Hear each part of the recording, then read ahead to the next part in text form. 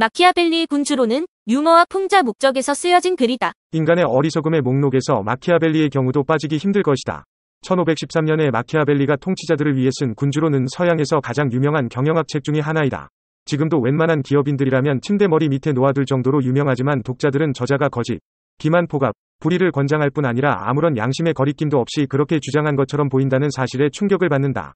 마키아벨리는 오로지 지배자의 관점에서 국민을 무시하고 정치를 묘사했다. 물론 마키아벨리에 대한 평가는 보는 관점에 따라 바뀔 수 있다. 당시 기독교 사회의 입장에서 보면 분명 마키아벨리는 교회의 적이며 비윤리적인 인물이다. 그러나 애국자의 입장에서 보면 마키아벨리는 통일된 이탈리아를 가져다준 해방자이다. 국민의 입장에서 보면 마키아벨리는 근대식 군대를 주장한 선구자이며 뛰어난 정치학자다. 철학자의 입장에서 보면 마키아벨리는 새로운 사고체계, 즉 실용성을 강조한 실용주의자다.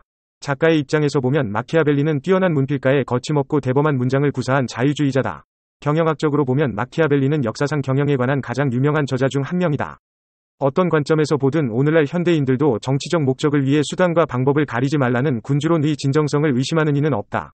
그런데 마키아벨리는 진심이었을까? 그는 풍자의 대가였다. 그는 혐오스러울 정도로 부도덕한 행동이 오히려 사람들을 선량하게 만든다는 역설적인 희곡을 집필한 경력이 있다. 게다가 이 책은 종교에 대한 조롱으로 일관하며 한심하고 비열한 지배자들의 사례로 가득하다. 어쩌면 이 책의 진짜 메시지는 마지막 장에 숨겨져 있는지도 모른다. 거기서 마키아벨리는 노력해서 얻을 가치가 있는 최종 목표는 명성이라고 언급하고 이탈리아의 통일과 프랑스와 스페인의 야만인들을 몰아낼 것을 요구한다. 그리고 그가 그 책에서 자신의 소신과 달리 오로지 군주정만을 언급하고 있다는 점은 의미심장하다. 다른 저술들에서 그는 일관되개공화정을 선호했다. 또 사람들은 마키아벨리가 군주론 책을 로렌초 대 메디치에게 헌정한 것에 대해 정치 고문 자리를 노린 지원서였다고 이야기를 지어냈지만 그것은 말이 안 된다. 메디치 가문이 프랑스 왕 샤를 8세의 군대에 밀려 일시 쫓겨나 있는 동안 피렌체 공화국에서 중요 관직을 맡았던 이유로 그 후 수감되어 고문까지 당했던 사실만 봐도 그렇다.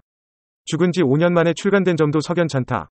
처음부터 대중을 염두에 두지 않았으리라는 점은 분명하며 만약 어떤 식으로든 이 책이 대중들에게 널리 읽힐 것이라는 점을 염두에 두었다면 이러한 질문도 충분히 예상했을 것이다. 수단을 정당화하는 목적이 과연 얼마만큼 정당한가? 악을 악으로 물리친다면 도덕이 설 자리는 어디인가? 인간의 어리석음을 비웃는 풍자는 여기서 발생한다. 마키아벨리가 마지막으로 숨을 거두면서 남긴 한마디도 풍자로 가득하다. 나는 천국이 아닌 지옥에 가길 원한다. 지옥에 가면 역대 교황들과 군주들과 어울릴 수 있지만 천국에 가면 거지와 수도사밖에 없기 때문이다. 진정 군주론 이 풍자 목적으로 쓰인 책이라면 더 큰 아이러니가 발생할 수 있고 우리는 여기서도 대중의 어리석음을 발견할 수 있다. 이 책을 읽은 거의 모든 사람들은 그 내용을 바보멍청이처럼 진지하게 받아들였기 때문이다.